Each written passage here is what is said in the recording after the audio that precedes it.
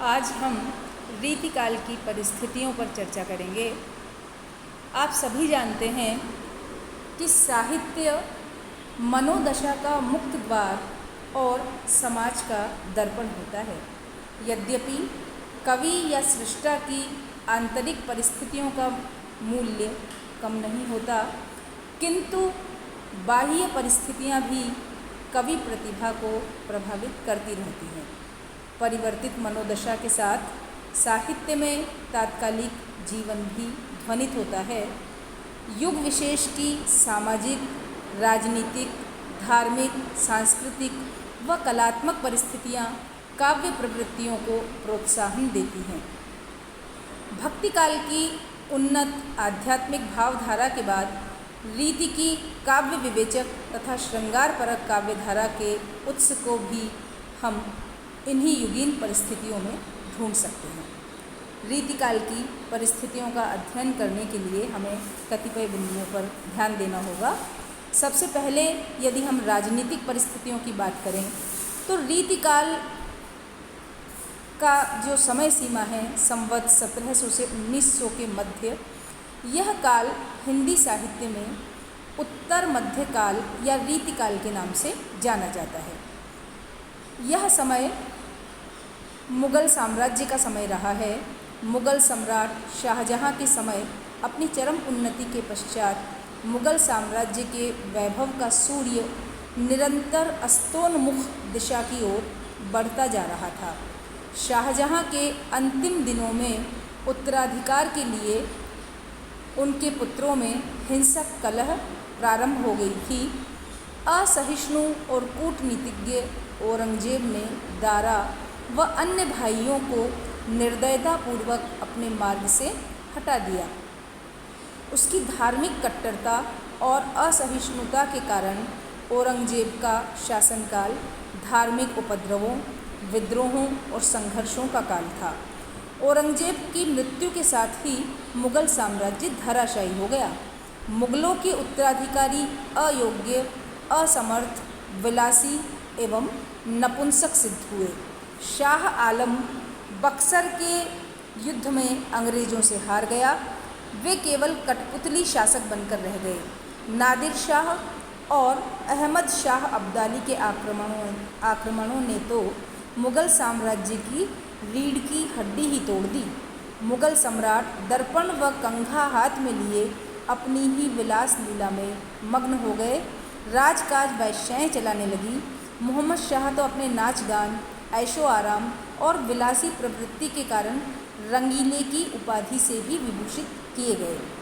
अवध, राजस्थान व बुंदेलखंड के राजपुरुष भी कुचक्रों, षड्यंत्रों और आंतरिक कलह के शिकार होकर पतनोन्मुख अव्यवस्थित मुगलों से अपने पुराने गौरव को प्राप्त न कर सके। संपूर्ण भारत के एक छत्र मुगल साम्राज्य का नक्शा देशी राजा रजवाड़ों, नवाबों की स्वतंत्र सत्ता के उदय से छिन्न भिन्न हो गया। राज दरबारों में वेश्याओं की तूती बोलने लगी। शासक वर्ग मदिरा, विलास व रंगरेलियों में डूब गया। इस प्रकार राजनीतिक दृष्टि से यह अव्यवस्था, उठापटक व ह्रास का काल रहा। यदि सामाजिक परिस्थितियों की दृष्टि से हम देखते हैं तो पंकिल राजशक्ति के हीन बल और चरित्र की झलक जनता पर भी पड़ रही थी। नित्य प्रति युद्धों की चोट सहते रहने के कारण भारतीय जनता निष्प्राण प्राय हो गई थी। वह उनका व्यक्तित्व पद दलित होता हुआ निस्तेज व क्षीण होता जा रहा था। यथा राजा तथा प्रजा की उक्ति सर्वत्र सार्थक होती ही है। सब जगह अराजकता फैली हुई थी और समूचे देश में यदि किसी का बोलबाला था तो ठगों, चोरों, डाकुओं और नृशंस युद्ध प्रिय लोगों का बोलबाला था। शाहजहां के समय सामंती व्यवस्था में सम्राट उस व्यवस्था का केंद्र थे। उसके अधीन मनसबदार, धनाढ्य वर्ग व उच्च पदासीन अधिकारी थे। उनके अधीन साधारण कर्मचारीगण व मध्यम वर्ग आता था।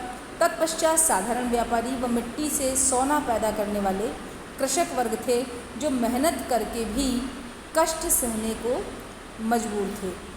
उत्पादनकर्ता वर्ग खेती व्यापार में लगे रहकर सरकार को कर देते थे, किंतु उपभोक्ता वर्ग से शोषण का उपहार लेते थे। इस प्रकार समाज में शासक और शासित, शोषक और शोषित दो वर्ग बन गए थे।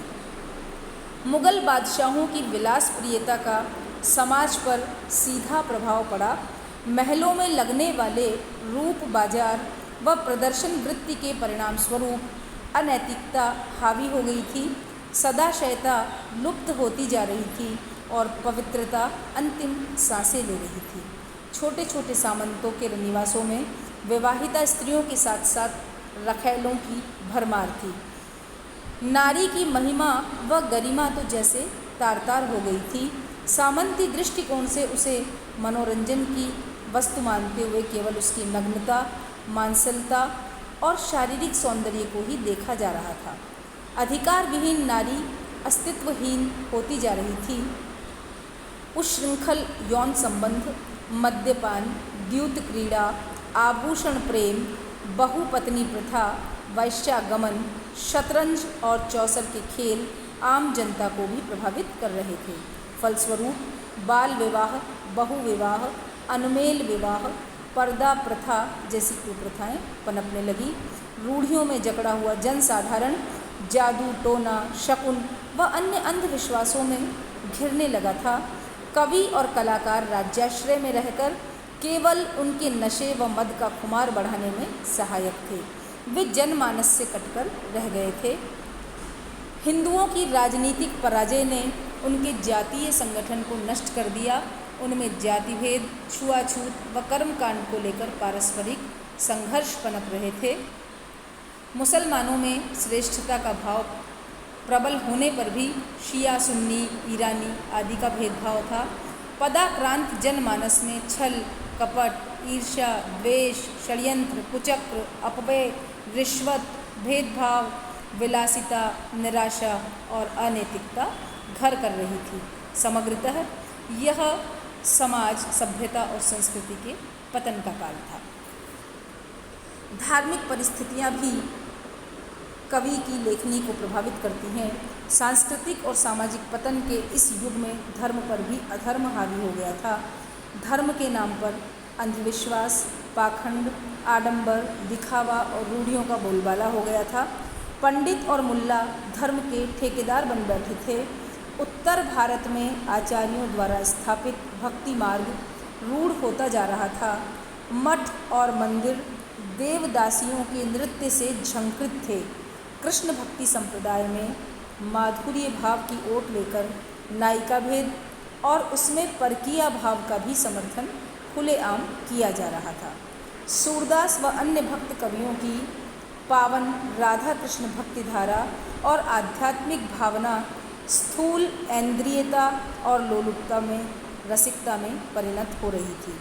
राधा कृष्ण के नाम का उपयोग मानसिक काम वासना के प्रदर्शन का शिष्ट तरीका मात्र रह गया था। राम भक्ति शाखा में भी रसिकता पनप गई थी।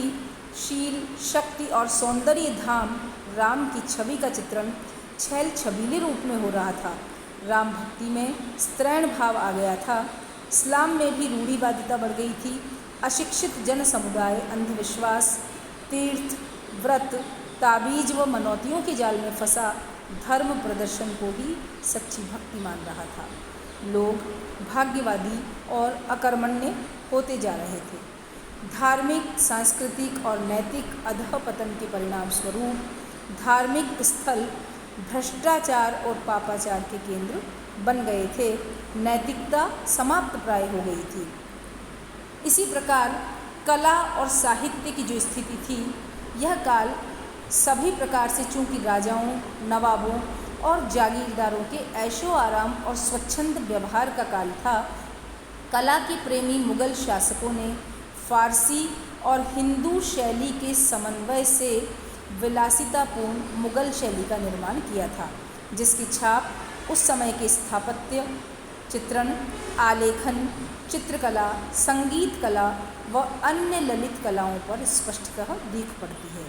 कला की दृष्टि से यह उन्नयन का काल था। ताजमहल स्थापत्य और मूर्तिकला का अद्भुत निदर्शन है। सभी कलाओं में एक और उस समय का ऐश्वर्य झलकता था, तो दूसरी ओर उल्लास व श्रृंगार का रसीलापन। उस काल में सम्राटों के अतिरिक्त पशु पक्षी, नायक नायिकाओं के साथ ही कृष्ण लीला के चित्र भी बहुतायत से मिलते हैं। राजस्थानी और कांगड़ा शैलियाँ इस काल की समृद्ध शैलियाँ थीं। स्त्री सौंदर्य के बेजोड़ चित्र इस काल में उकेरे गए। संगीत के क्षेत्र में गंभीरता का स्थान श्रृंगारिकता और नजाकत ने ले लिया था। इस काल में जयपुर और लखनऊ की संगीत कला का विकास हुआ। इस प्रकार कला की दृष्टि से यह समृद्धि का काल रहा। साहित्य सृजन भी एक कला है और काव्य कला इस काल में राज्याश्रय में पल रही थी। फलस्वरूप कविता में पांडित्य प्रदर्शन, चमत्कार सृष्टि और अलंकरण की प्रवृत्ति का बोलबाला रहा। काव्य में भारतीय तथा फारसी शैली का समन्वय होने लगा।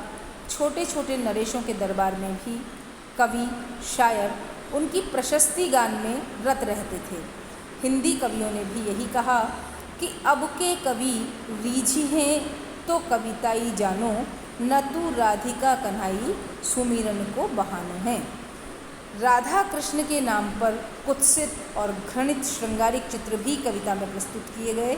समग्रतः रीतिकाल की परिस्थितियों पर दृष्टिपात करने के पश्चात हम ये कह सकते हैं कि रीतिकाल में स्वार्थग्रस्त राजनीति तथा सामंती सामाजिक वातावरण से प्रेरित अर्थव्यवस्था सर्वत्र प्रसृत थी।